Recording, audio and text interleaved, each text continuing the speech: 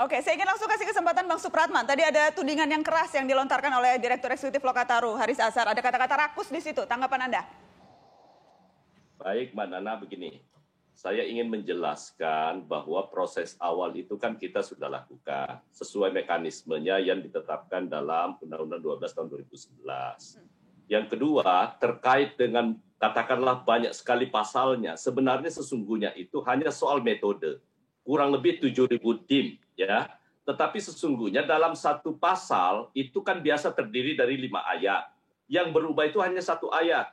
Jadi hampir 2/3 dari keseluruhan dim itu adalah dimnya tetap dan tidak berubah. Hanya soal drafting yang membuat kami harus tetap menulisnya utuh.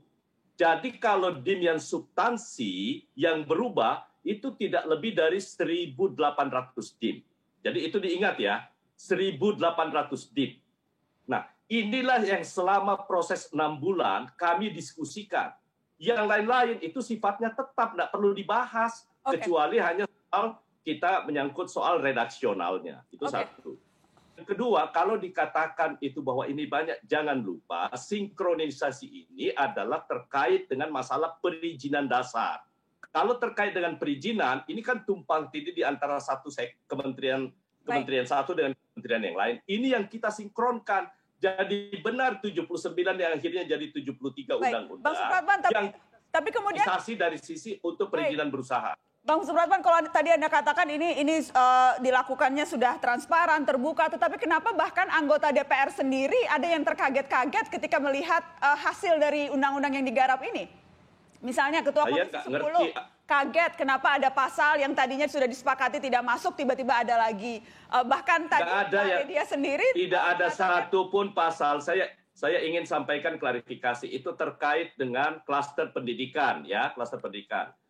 Pemerintah dan Badan Legislasi setuju untuk mengeluarkan klaster pendidikan setelah mendengar Muhammadiyah, kemudian NU dan teman-teman perwakilan Komisi 10. Tetapi dalam Undang-Undang Cipta Kerjanya masih ada apa penjelasannya?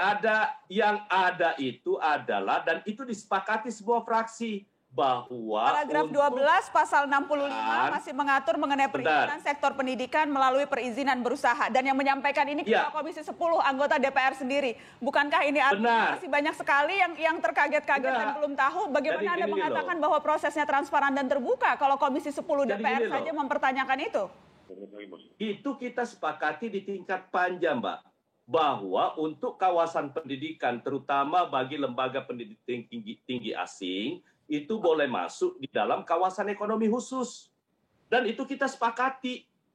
Jadi yang terkait dengan pendidikan, saya ingin kembalikan bahwa itu prosedurnya tetap kembali ke undang-undang existing. Karena undang-undang pendidikan, undang-undang pendidikan kedokteran, undang-undang guru dan poinnya adalah ketika bahkan anggota DPR sendiri terkaget-kaget melihat ini, dan kemudian Anda mengatakan ini undang-undang yang paling transparan. Kalau paling transparan seharusnya tidak ada yang terkaget-kaget begitu. Saya ingin lempar kembali dia. Itu artinya yang bersangkutan nggak ikut. Saya ingin lempar ya, kalau anggota DPR tidak ikut, kemudian Anda menyalahkan yang itu, berarti bagaimana publik yang bahkan tidak bisa punya akses untuk kewajiban kami langsung menyiapkan medianya untuk baik, saya ingin kembali akses. Itu kewajiban kami. Bagaimana, Bang? Kewajiban kami menyediakan medianya untuk publik bisa akses. Yang kedua, kewajiban kami menyediakan seluruh anggota panja untuk mengkomunikasikannya kepada publik. Dan semua publik, baik melalui media sosial maupun pernyataan semua lembaga-lembaga, kami dengar semuanya.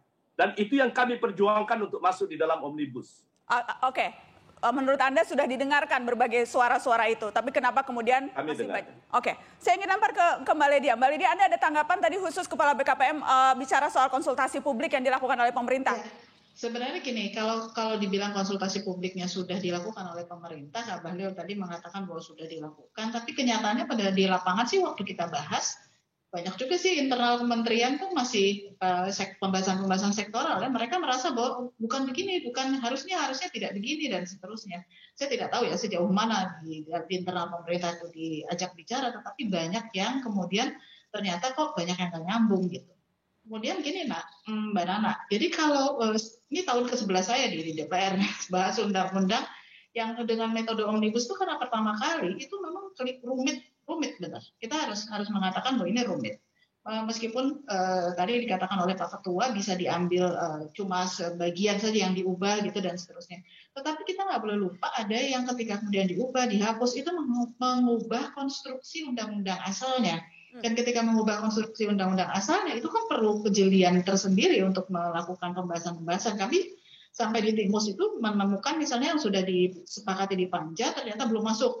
Jadi di Timus itu memang harus nyisir yang sudah masuk di Panja harus dimasukkan ke Timus, itu menjadi PR besar ya buat kita. Okay. Jadi tadi terhadap pemerintah sampai ke Timus itu masih ada yang mengusulkan ini mestinya jangan begini gitu. Artinya kan ada hal-hal yang memang belum semuanya selesai juga di internal pemerintah ketika mengusulkan ini. Oke. Sebelum ke Pak Bahlil, saya perlu konfirmasi dulu Mbak Nana terkait dengan yang disampaikan Mbak Lydia. Itulah pentingnya omnibus. Kalau mau dengarkan semua KL, semua kewenangannya nggak akan pernah lepas. Itulah pentingnya omnibus, mensinkronkan satu kewenangan yang bisa diambil dalam satu putusan yang tepat. Baik, silakan Bang Haris Azhar. Kalau paradigmanya seperti itu, justru itu pentingnya omnibus, karena tidak mungkin kemudian semua KL yang punya kepentingan berbeda-beda dan semua pihak yang punya kepentingan berbeda-beda bisa diakomodir semuanya. Begini Nana, kita nggak ada dasar hukum untuk ngebahas omnibus, ya. Undang-Undang nomor 12 tahun 2011 tentang tata cara pembentukan peraturan perundang-undangan tidak mengakomodir tata cara pembentukan omnibus. Gitu. Jadi sebetulnya kalau memang mau membahas omnibus, ya perbaiki dulu alat masaknya. Alat masaknya itu di Undang-Undang 12 tahun 2011 tersebut. Oke. Nah, itulah yang hari ini, malam ini, beberapa detik yang lalu, kita dengarkan dari Saudara Suratman yang bingung menjelaskan, lempar ke Ibu Lydia, lempar ke fraksi ini, 70 ini, udah konsultasi. Ya sampai acara malam ini pun nggak bisa dijelaskan. Bagaimana, reportnya mana, hasilnya mana. Nah, itu karena kenapa alat masaknya nggak ada. Itu satu. Yang kedua, omnibus ini tidak berangkat dari gagasan. Dia hanya berangkat dari satu kepanikan kegagalan negara mengelola negaranya, mengelola pemerintahannya. Akhirnya muncullah ide omnibus yang dimunculkan di sidang umum MPR. Oke. Saya ingin lempar langsung ke Kak Bahlil. Pak Bahlil, saya ingin masuk ke substansi berangkat dari tadi pernyataan Kak Haris Azhar. Ini kepanikan negara, kegagalan negara dalam mengelola negaranya, sehingga kemudian muncullah ide ini. Urgensinya apa sesungguhnya?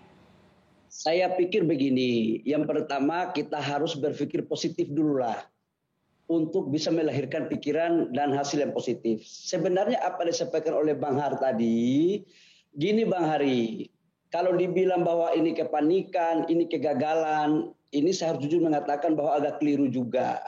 Yang benar itu adalah pemerintah melihat kondisi sekarang 7 juta yang siap mencari lapangan pekerjaan existing. 2,9 juta setiap tahun angkatan kerja. Itu sebelum COVID. Setelah COVID sekarang saudara-saudara kita yang tidak beruntung mendapat PHK kurang lebih sekitar 7 juta. Hampir 16 juta lebih Mbak Nana yang sekarang siap rakyat Indonesia untuk mencari lapangan pekerjaan. Pertanyaan berikut adalah 16 juta lebih yang belum dapat lapangan pekerjaan termasuk anak-anak mahasiswa yang baru selesai kuliah ini apakah harus direkrut pakai PNS atau pegawai BUMN atau TNI Polri? Saya pikir nggak akan cukup Mbak Nana. Maka instrumen masuk untuk menciptakan lapangan pekerjaan itu adalah investasi. Nah namun atas dasar evaluasi total kondisi objektif kita sekarang, yang pertama investasi masuk itu kan problem kita itu adalah terjadi apa yang disebut dengan ego sektoral Mbak Nana. Harus jujur kita akui bahwa terjadi ego sektoral antar kementerian lembaga. Aturan yang tumpang tindih. Ntar Mbak Nana biar saya jelaskan ini. Aturan yang tumpang tindih antara kabupaten kota provinsi dan persoalan lahan dan mohon maaf harga upah buruh yang memang tingkat kenaikannya per tahun itu tinggi. Tapi itu nggak ada masalah, bisa kita bicarakan. Nah, itulah salah satu kenapa Undang-Undang Omnibus Law ini lahir, Cipta Lapangan Kerja. Undang-undang ini melakukan sinkronisasi lewat norma standar pelayanan yang ada, Mbak. Dulu, Mbak, Sekalipun kita punya izin di pusat sudah ada, tapi kalau izin lokasi di daerah itu belum diteken oleh bupati gubernur sampai kadang-kadang 1 tahun 2 tahun, itu nggak ada instrumen pusat untuk bisa melakukan kontrol. Dengan undang-undang Omnibus Law ini, maka izin NSPK kita kasih, kita bisa kontrol lama waktunya. Itu satu, Mbak Nana. Baik, boleh saya tahan satu dulu Bang Bahlil, karena setelah ini kita akan lanjutkan dan saya juga akan ajak untuk bergabung dalam diskusi soal urgensi Undang-Undang Cipta Kerja ini Bang Faisal Basri, seorang ekonom. Setelah pariwara, tetap di sini di Mata Najwa.